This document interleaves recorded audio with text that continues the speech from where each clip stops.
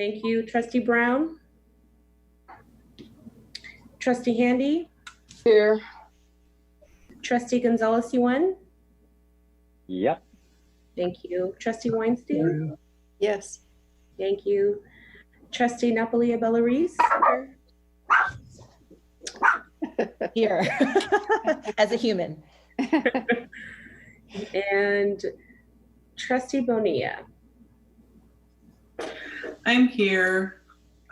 It keeps logging me in as an attendee, so hold on. Oh, let's see here. Yeah, it's okay. I can promote you. So you can go in as an attendee and I'll promote you. 301-715. I have to call back in. Sorry, on my phone, it kicked me off.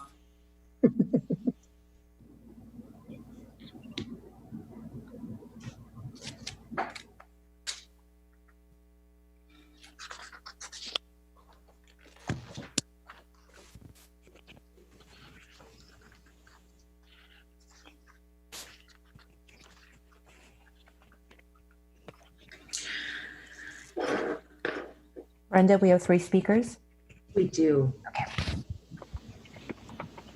Fantastic. Can you all hear me now? Yes. Yes.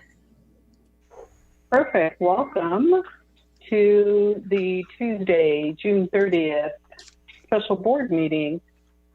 Madam Clerk, I heard you call roll call. Do we have a quorum? Yes. Madam President, we have a quorum. Do we have all trustees on? Or are we still waiting for?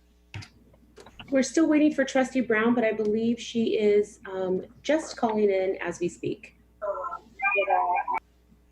Perfect.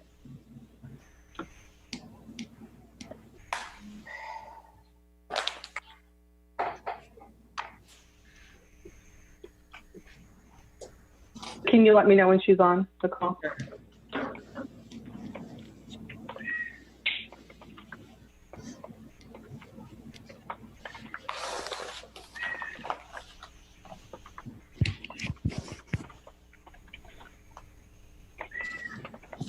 Happy Tuesday, everyone. Happy Tuesday. Hello. Hi, Bailey. Hey, puppy. There she is. Yeah. Great. Hi, Trustee Brown. She's on and she's muted, so it looks like everyone is here. We've gone through roll call, and Madam Chair, we'll go ahead and call this meeting to order. And before we begin, do we have any public speakers on the item? Yes, we do, Madam President. We have 3 speakers. Our 3 speakers are Jennifer Shanowski, Linda Thompson, and Kimberly King.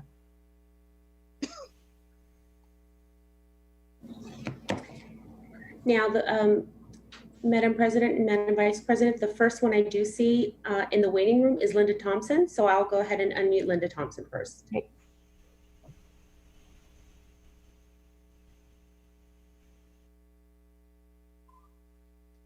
Hi, Ms. Thompson.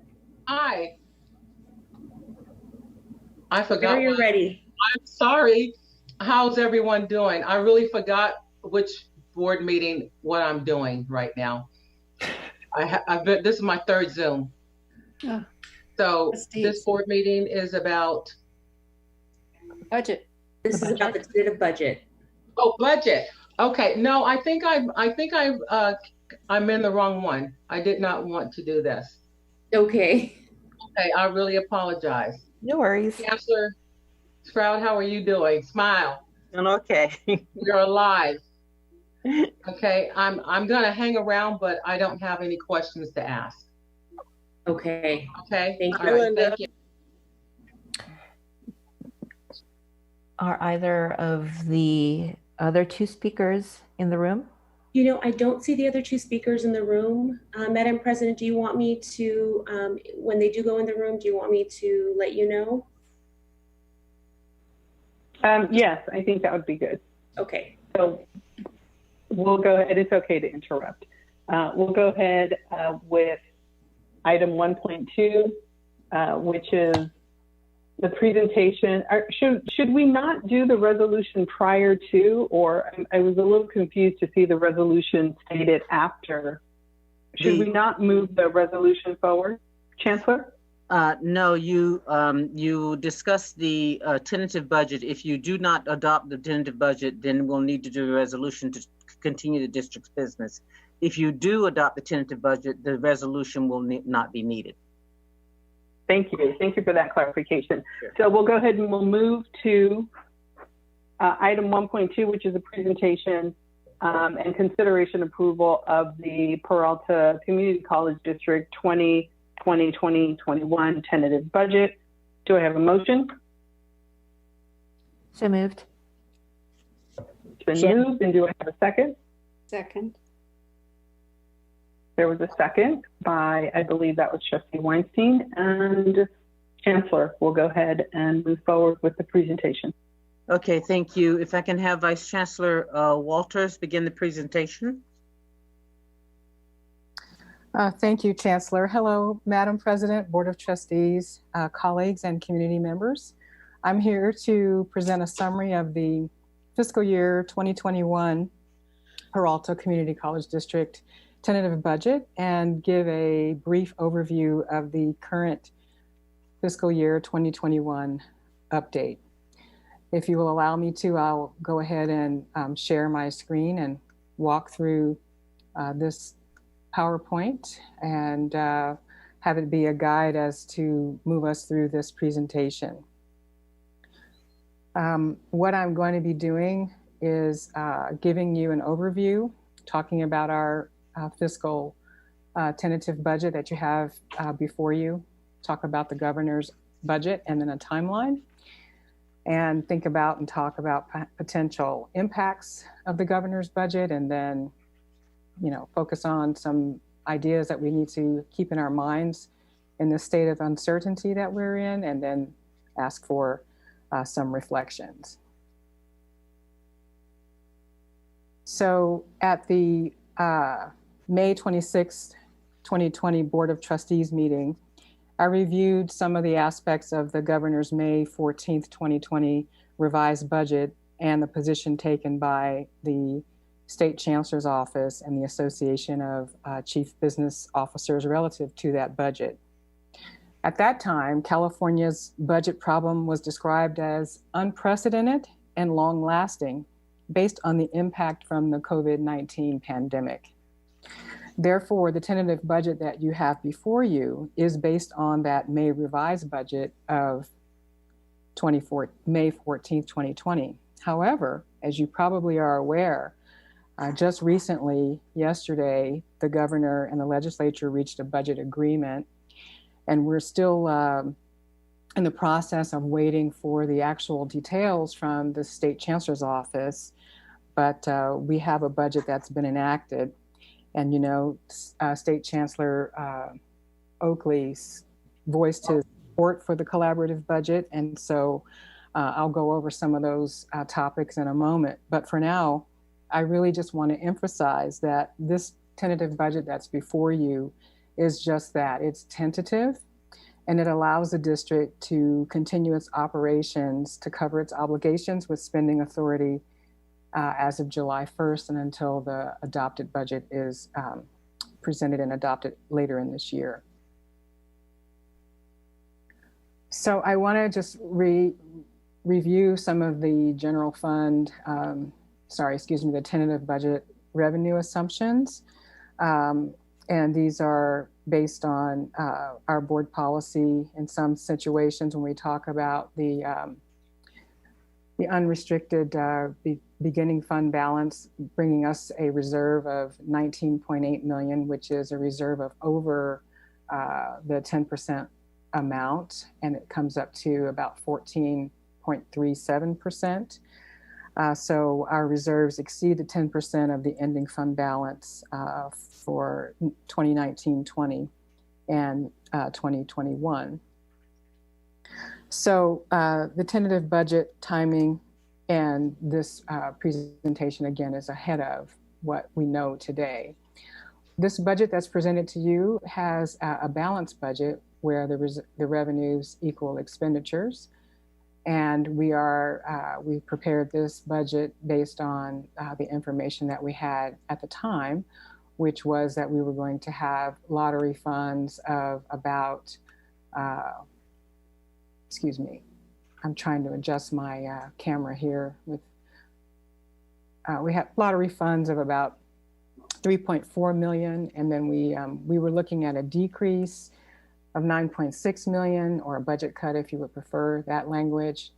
There was also a projected budget cut in strong workforce, 2.2 million, and the student equity and achievement program was going to be cut by 1.1 million. And of course, they were talking about an increase of tax revenue, 2.1 million, to offset some of those decreases. And we were looking at a parcel tax Measure E estimate of about 8 million. And as I will point out towards the end of the presentation, many of these assumptions are no longer valid, but we do have certain other revenue assumptions that we want to keep in mind. So we were assuming as well that our enrollment was going to be based on a 3-year average of 16,935 FTES, and that's based on the hold harmless that's going to be remaining in effect through 23-24 fiscal year. We were assuming that there was no growth in 2021, and of course, there was no COLA. And as far as deferrals, we were being informed from the May revise that we were going to have a $5.4 million deferral from this fiscal year to 2021, and then an $10.8 million deferral from next fiscal year, 2021, into the following fiscal year, which would be 22-23.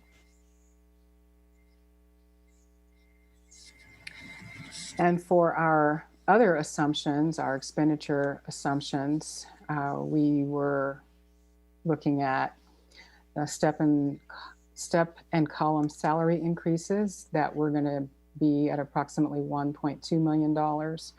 And our public employee retirement system contribution was going to increase from 19.72% to 20.7%. And then the state teachers retirement system employer contribution was going to decrease from 17.10 to 16.15, which would be an estimated cost of $335,000 and some change. The district contribution to the DSP&S program was approximately 1.2 million, and our OPEB debt service payment would be approximately 5.3 million in regard to the program restructuring.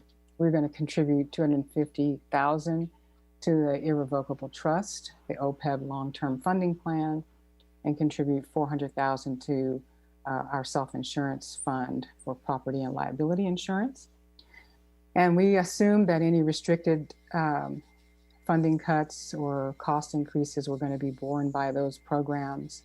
The medical premiums were 16.9 million, and our OPEB payroll charge was going to be set at 7.5%.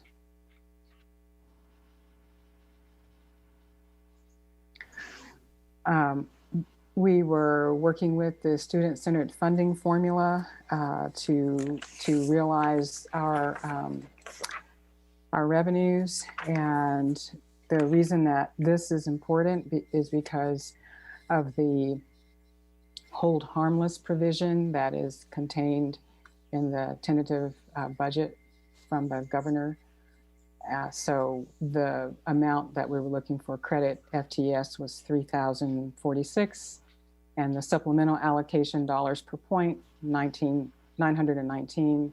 The student success allocation point, 880, and then the student equity portion, 222.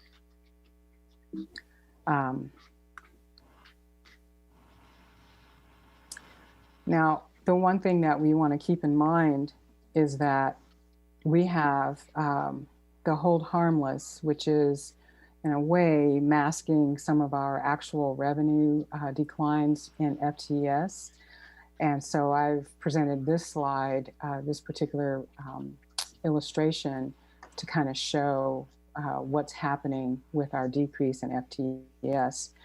So just taking the figure for the base allocation, if we were looking at our actual FTES for now, which is 15,362, and we multiplied that by the $3,046 figure, we would be looking at a revenue of 4.6 million, excuse me, 46,792,652. Instead, we're using the 16,950 figure, which gives us a revenue of about 51,629,700, and that is a difference of 4.8 million, 37,048. So we want to be mindful that the hold harmless is helping in some ways, but to be aware of the actual FTES that the district is generating and how that impacts the budget.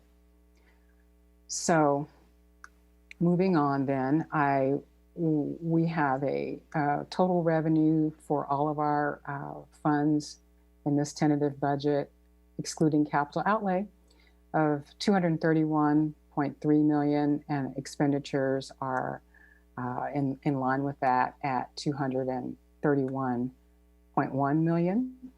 And so those are all differentiated and broken into our unrestricted general funds, restricted general funds and trust funds, parcel tax, and other post-employee benefits. And our expenditures are in the same category. So we've got a balanced budget here to show you. Let me just pause one moment.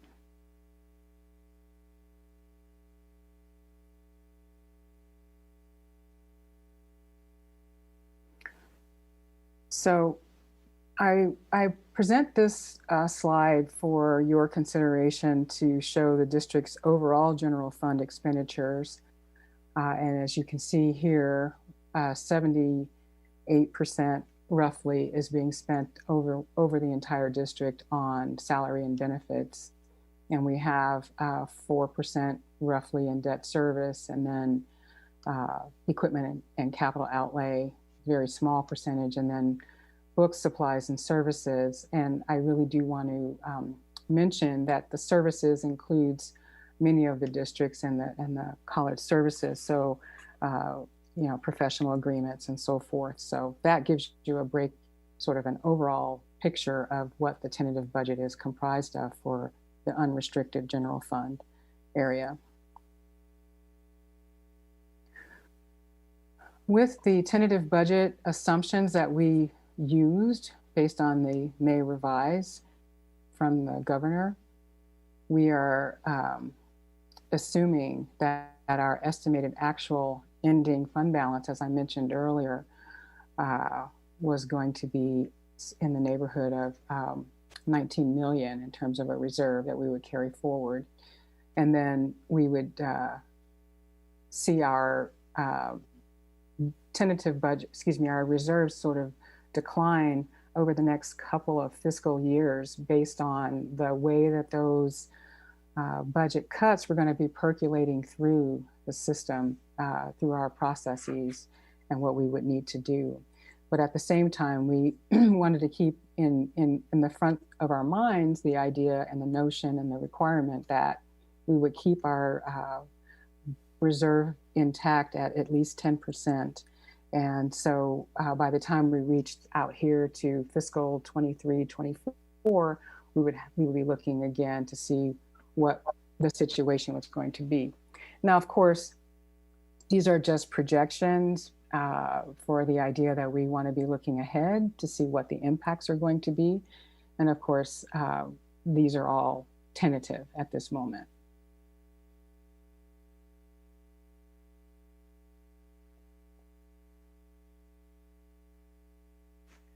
As you know, that since the governor's May revise, we finally now have a signed budget by the governor.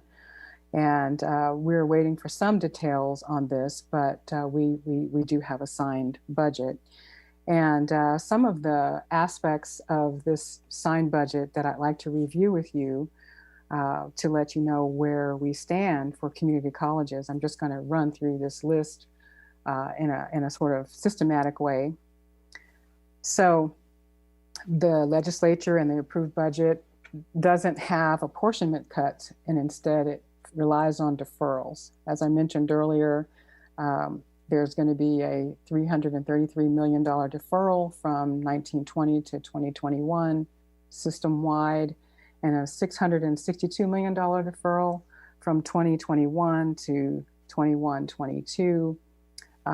And some of those deferrals will be what they call triggered if there is no federal money coming forward. But the legislature and the governor seem to be somewhat optimistic about that. And so we'll just have to wait and see what happens there. The final budget has reduced funding to Calbright to $5 million in ongoing funds and $40 million in one-time funding. The budget has $120 million of a mix of Prop 98 funding and federal funding to take care of a COVID-19 emergency fund. And there are no cuts to strong workforce, adult ed, student equity and achievement programs, part-time faculty programs, and an academic senate. There is a $5.8 million Dreamer Resource Liaison addition to the budget. And there's $10 million for immigrant legal services, excuse me.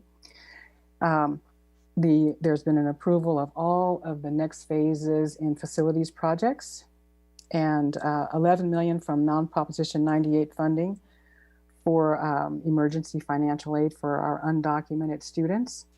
And again, exempting our COVID-19 expenses from the 50% law, and then allowing districts to use previous year's data for calculating the student-centered funding formula because of the impact of the COVID-19.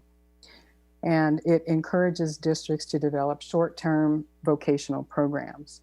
So once again, the budget that's been signed relies on deferrals rather than budget cuts, and this tentative budget that's presented allows for operating after July 1st. So when we talk about the impacts of the signed budget, again, we don't have a reduction, we have deferrals. And there are different ways that those deferrals might be managed. We haven't decided anything yet, but there are different options. One is tax and revenue anticipation notes, pooled short-term investments. Like I said, we don't have anything yet definitive on that. And there is legislation that will be allowing districts to perhaps apply for what they're calling hardship funds, and we're waiting for the details on that. But the deferrals will have to be looked after so that we're able to continue to meet our obligations. Going forward, we expect to continue to explore the supplemental early retirement program and see if that could generate perhaps $3.5 million per year in savings for our general fund. And this would, of course, avoid a reduction in force, which in some instances we can breathe a little because those budget reductions are off the table. And we're looking to garner revenue generating opportunities and investments. And we're looking at that right now. We want to, of course, expand our student enrollment and then apply technology solutions to, see what we can do to, further increase our general fund leverage. Overall, though, we want to continue to balance our budget and increase our revenues as allowed by the laws that we are governed by. So once again, we are looking at a timeline for adopting a final budget, which is a little different this year based on some of the, based on the governor's order that allows community college districts to delay adopting the tentative and the final budget. But we are here today looking at the tentative budget, and we will be looking again, in July to see what, if anything, has happened with our tax revenues. We want to ensure that we receive the maximum there. And then in August, there may be additional action where we receive an August revise with revenue changes or assumptions or what have you.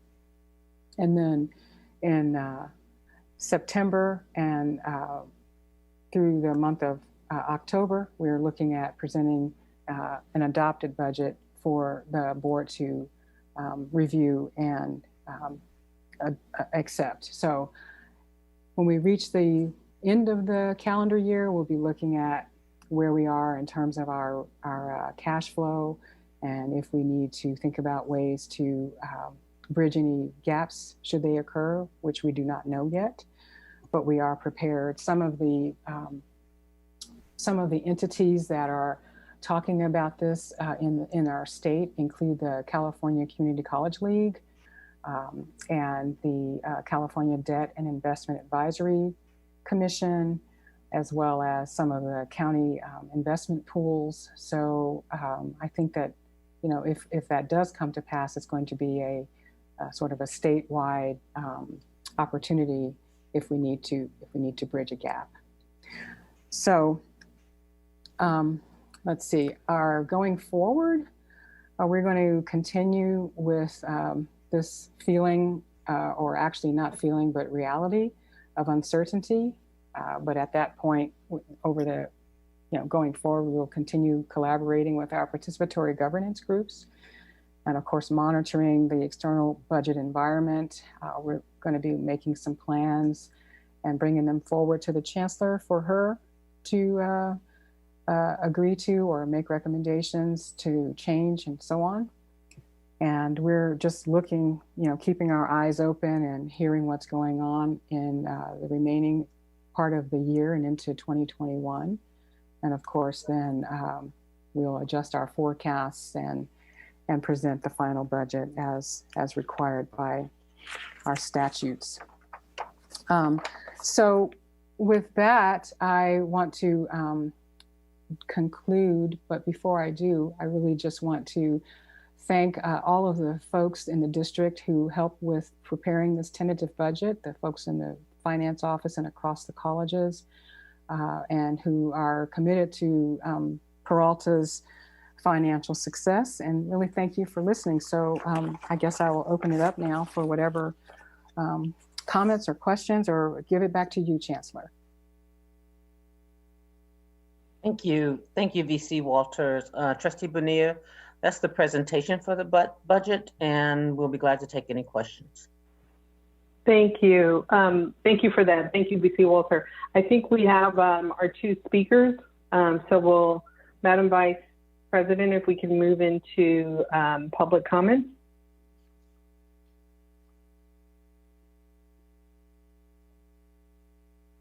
Sorry about that. Yes, we have Jennifer Shanowski and Kimberly King for public comments.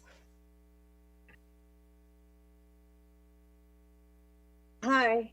I'm going to be a little disjointed because I wasn't aware that the meeting was at 3 o'clock today. I had it on my calendar for 6 because the announcement that we got through Peralta email said 6. So bear with me a little bit there.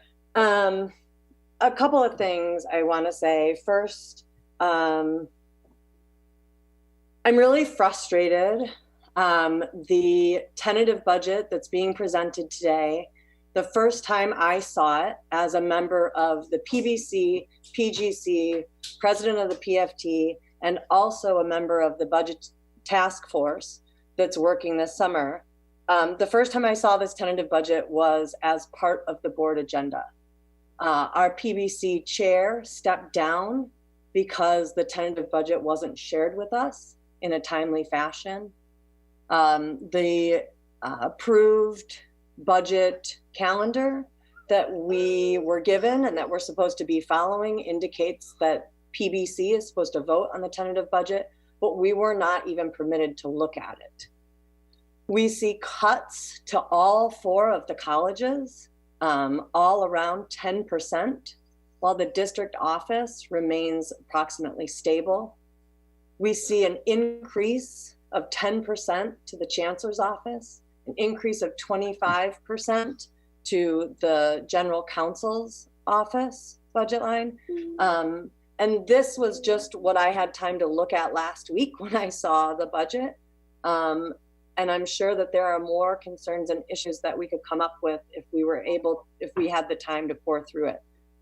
The other items that I want to mention just from the presentation, these retirement strategies that are being presented to you have not been brought to the PFT or 1021 to my knowledge.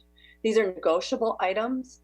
A presentation was given to members of the Peralta community, and while that was not a specific description of what this golden handshake was going to look like, this is an issue that is part of our collective bargaining purview. And so one would think that the various unions would be consulted and understand what those savings are coming from before they're presented to you in a tentative budget. I also want to mention this CARES money. You know, the CARES money is there. It is supposed to be helping to support online learning. Faculty are scrambling this summer, taking all of these extra classes, moving all of their curriculum online, and there is no financial support being provided to any of them for that work. No one's being paid for the extra time. No one's being paid for the time required to all of a sudden jump through hoops for the training. It's just really, we're treating our, frontline workers like they don't matter. I said it last week, but I was really rushed. And so I want to say it again. This is not my line, but I think it's really important for all of you to keep in mind as you look at this budget and you consider adopting it and approving it. Budgets are a statement of our values. And this budget does not value the workers in Peralta. And I frankly don't think it values the students. Thank you.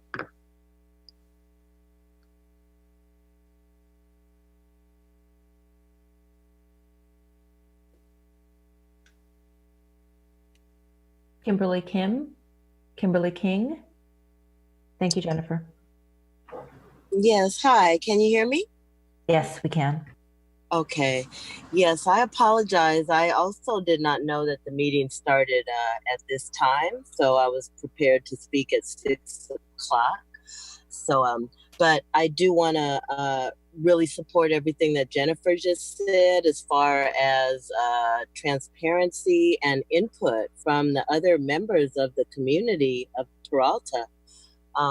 It's very disturbing that there's not being correct input.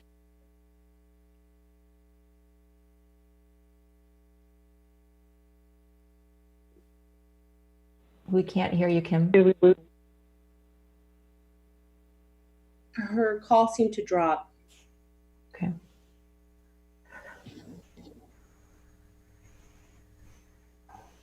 If she gets back on the line, I will let you know. Okay. Sounds good.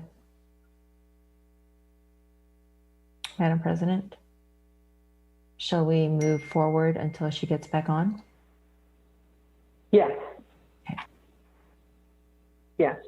So when she comes back on, we can definitely allow her to finish her comments.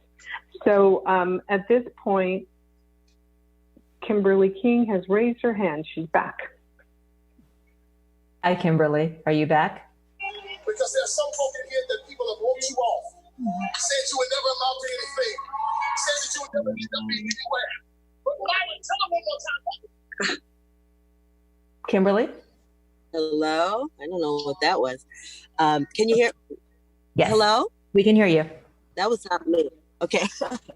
Yes, I'm in the car. I'm driving to pick up my nephew from summer camp. So I just want to quickly say that one, I really hope that we can work on shared governance and having transparency and input from the Peralta community on the budget.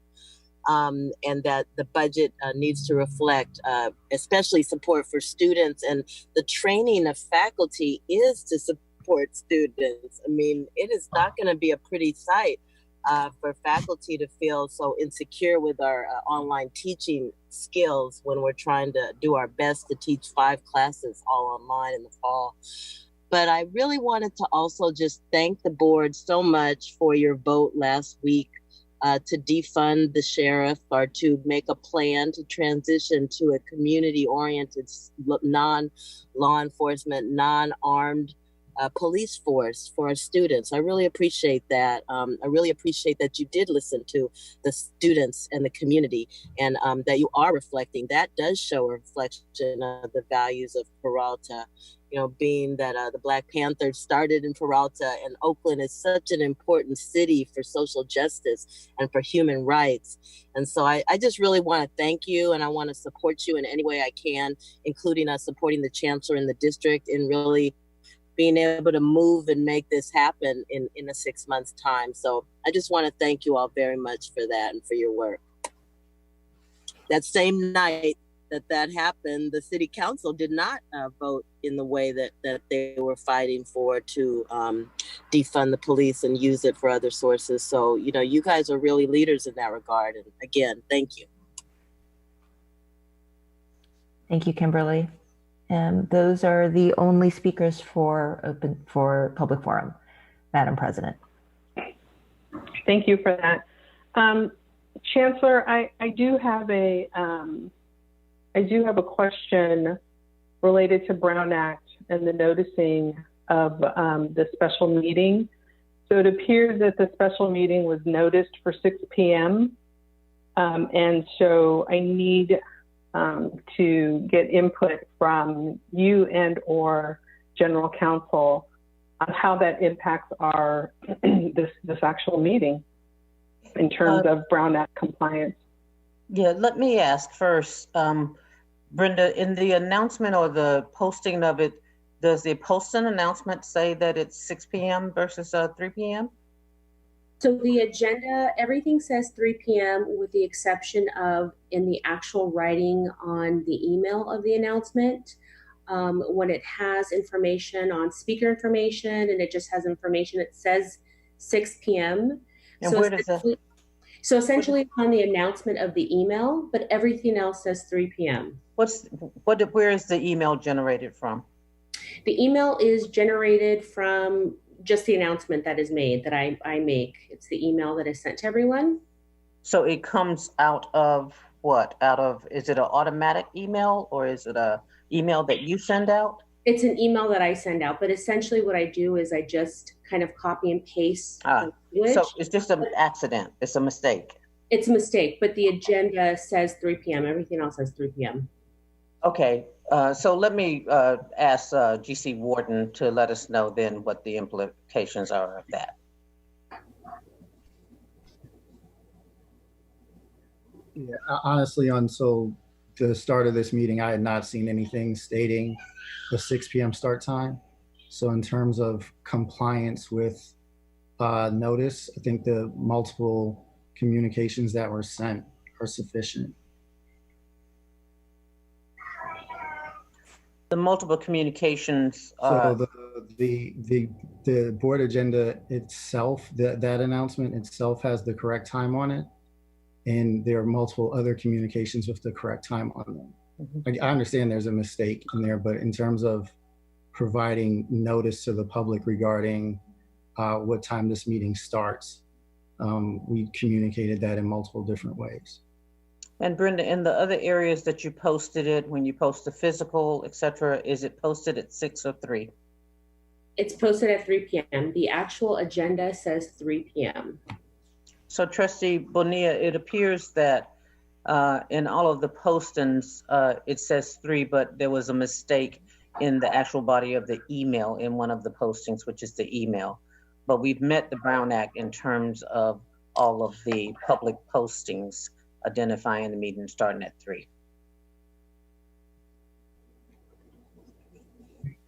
And I just, Okay. and I want to add on to, it's just my apologies because it just seems like it was just a human error.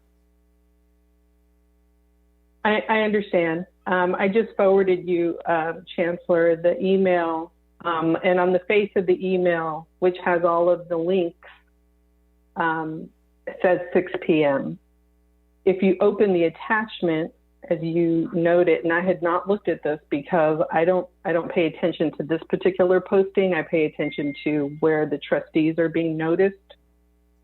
And unfortunately, there is a discrepancy in terms of the 6 p.m. public session opening and the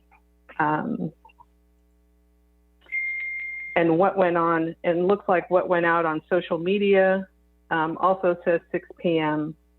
So I'm really struggling with this right now, only because of the confusion that it causes for our broader community and their ability to participate.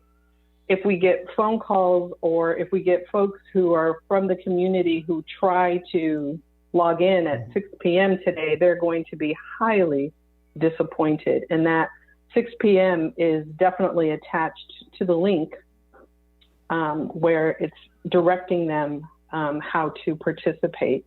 So I'm not sure that I feel 100% comfortable with this notice, being that there's 2 different dates that are out there. I'm sorry that happened. I know that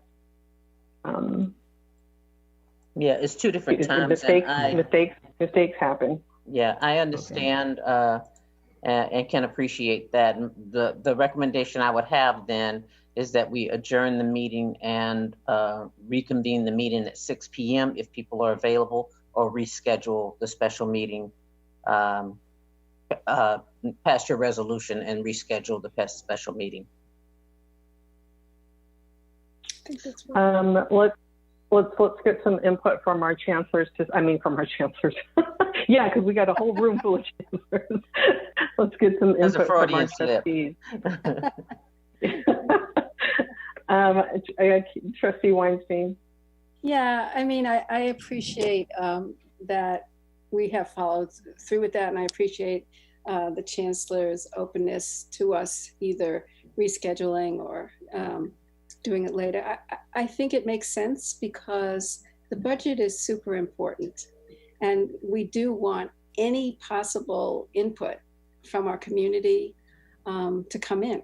So I agree with the idea of rescheduling, even though we're all on here and we all made changes, but I think it's important to our community.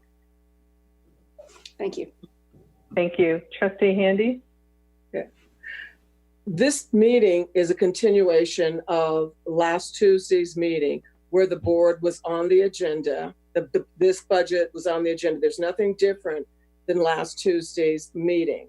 We had 110 or more speakers from the public. So they had their opportunity to speak before that meeting, even though that agenda item was missing. So this is a continuation, and they would have had the opportunity to speak before this, but this was already scheduled. So I don't think that there is, something else out there. But to be honest, guys, I can't come back to you at 6. This is like, I have had 3 days tied up with Peralta stuff, and I've got to get to my own life. I cannot make any more accommodations this week for a special meeting. If Jennifer got on, then she made her comment. So, others got the information and they had their comments. So I don't think that we're eliminating the public from participating. The public had the full opportunity. We made the accommodations. The reason why this meeting is delayed is because we accommodated the public. So I don't see the benefit in delaying this. Sorry about that landline, which never rings and I never answer it. But anyway, I don't think that we've excluded the public in any way, because their opportunity to speak was when they thought this was going to happen last week. Other than that, nothing has changed other than an extension. Right. Trustee Handy, thank you for that comment. And mine is really based on just being consistent with our Brown Act posting. That's a big piece of it. Trustee Gonzalez. Yeah, I'm not comfortable with continuing with this discussion without fuller public participation. I recognize that mistakes get made. That it was a human error. And so that's not a big deal, but we can rectify this by rescheduling. I can't do it today, but I do think we need to rectify by allowing the public to watch what we're doing, listen to our comments, and then really be able to fully participate. Thank you. Thank you. Trustee Withrow? Well, I can't do it tonight, but I do understand the conflict. It's I think if you really, and we already heard from our legal counsel, if you really look at the Brown Act, it's the agenda that's posted that is the criteria. That's right. Not extra communications. This is a pretty important document. I mean, it's even if we had nothing more than a discussion without a vote, I think it's worthwhile doing. But I don't want us going askew of legal and having people state that we're trying to run something through without any participation. Thank you. Thank you. Thank you. Trustee Brown? I had a question really regarding the student-centered funding formula and the drop in apportionment funds related to that formula, because that's an indication of the way that the formula is applied and the students that are most in need, and how we're serving them. And I'm wondering if it wasn't in the presentation, so I'm wondering if we do reschedule this, can we get some better understanding of the impact on the calculation of the funding formula? Is it because of some of the technical, is that reduction in funding related to some of the technical problems with the deficiencies in the formula that don't adequately address the cost of living?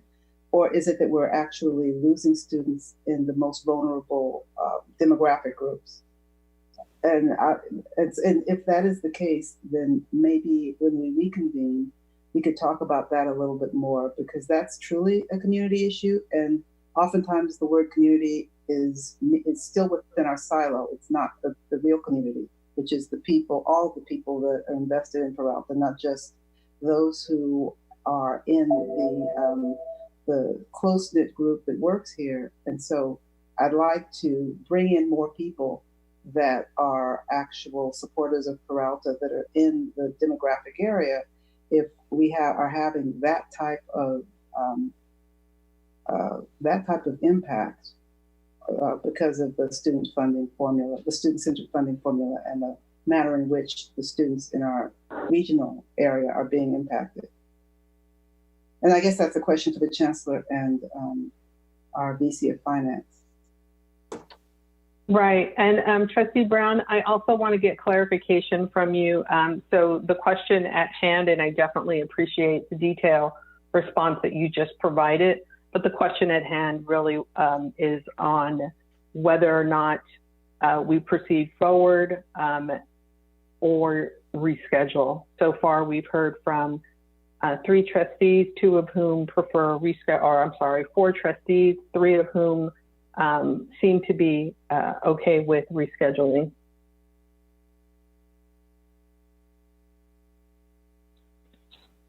Just trying to get clarification from you, Trustee Brown. The response I'm giving is that if we reconvene, given the discussion regarding reconvening, will we be able to address that issue? Because it wasn't in the presentation. So it's planning on a reconvening, but I would like to know if that important issue would be part of what we would get information on. Thank you. Thank you for that. Trustee and Chancellor, I do see that you're waiting so patiently. I'd like to get through these trustees, and I have Trustee Reese. I also am open and would rather reconvene at a different time. And depending on when this would be scheduled, clearly it seems like probably not tonight, but if it's scheduled later, what would be even preferable to me is that the budget is updated to reflect the conversation as of late, as it relates to the compromise between the governor and the Assembly and the Senate. So, because talking about this in the hypothetical and acknowledging that the information has changed makes it so difficult to kind of really get a grasp on what numbers we're talking about. So again, depending on when the schedule is, that makes more sense to me, or when the next meeting will be, it makes much more sense to me to have an updated budget that reflects the current situation. Thank you, Trustee. Chancellor? Yes, thank you. I think I can clarify a couple of things. One, the resolution that is on the agenda tonight would allow us to continue operations after June 30th, which is today. And you wouldn't necessarily need a special meeting. You can just simply put the tentative budget on a future board agenda, because you would have much more time based on the resolution. It would also give us time to update it with the details that come out. We know that there's an agreement between the legislature and the governor, but we don't have a lot of the details beyond the high level general things that she shared. It would give us a chance to do that.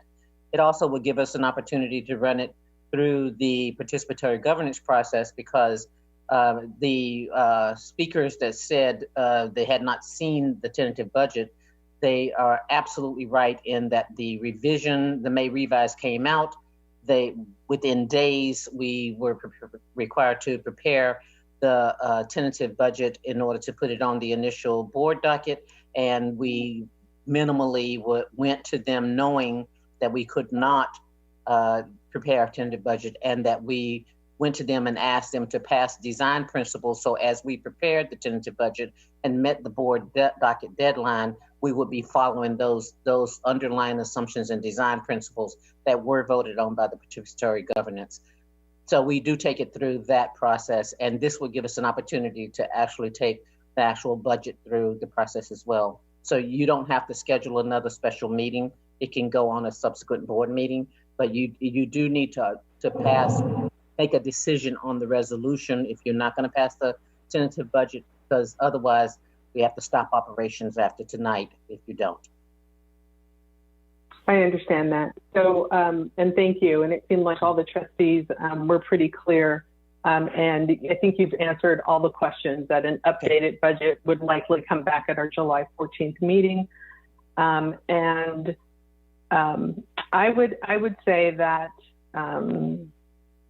if trustees, and Chancellor, you let me know if you're okay with this, if trustees have additional questions above and beyond what was already shared here, that they put those in writing, and how would you prefer that information come back to you, Chancellor? Would you like it directly to you? Yes, please, and I'll work with VC Walter. Also, if you pass the resolution, then I don't want to rush to bring it back to the very next meeting, which is in 2 weeks. I'd like to have the opportunity to take it through the participatory governance process. So we can do a future board meeting that you can work on it. And okay. It would give us an opportunity to answer any questions. And we don't have control over when the Chancellor's office is going to give us some of those details. So I just don't want to be up against that crunch, and that way we can avoid some of the frustrations that people are experiencing.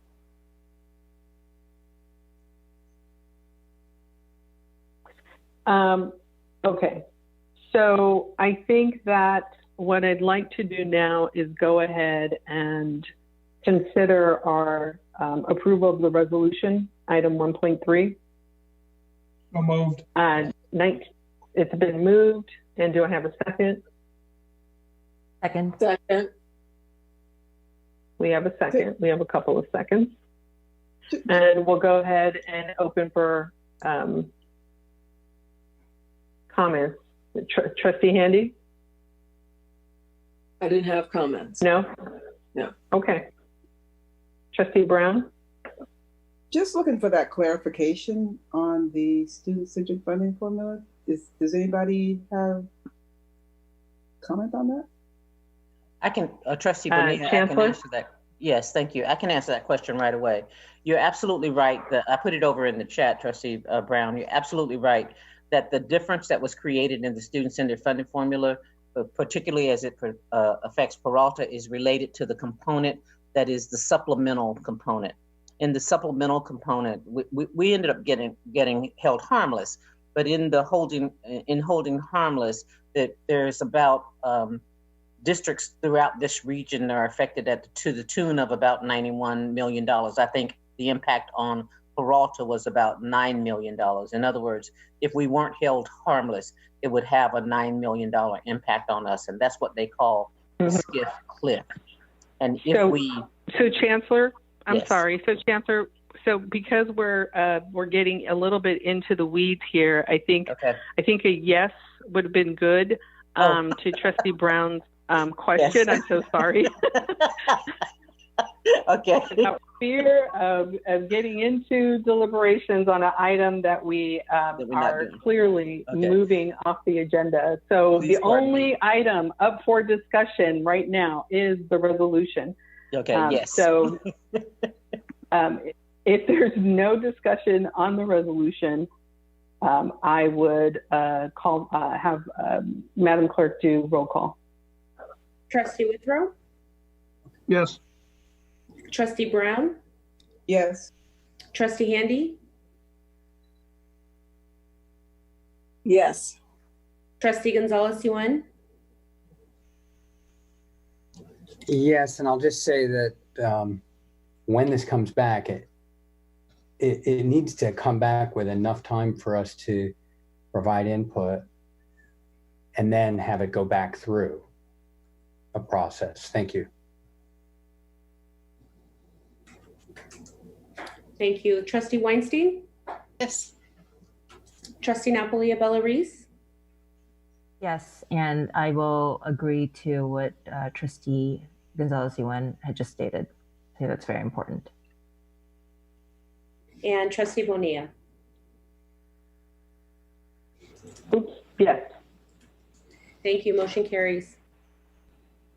Okay, great. I will go ahead and adjourn this meeting. Thank you, everyone. Thank you.